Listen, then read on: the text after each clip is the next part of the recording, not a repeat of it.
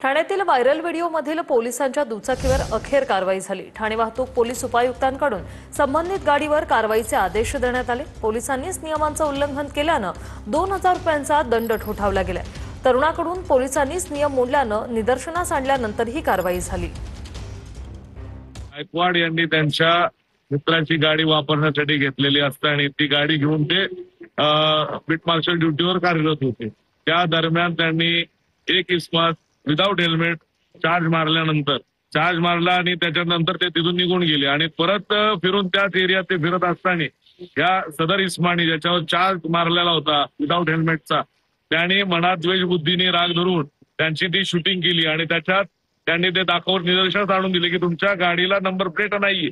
त्या गाडीवर आपण दुसऱ्या दिवशी त्याच्यावर improper number plate without mirror त्याच्यावर पोलीस पार्टीचा त्यांनी वापर केलेला होता प्रायव्हेट व्हेकलवर। असा एक त्याचा जवळपास 2000 रुपयाचे आपण त्याच्यावर चलान जनरेट केलेले आहे।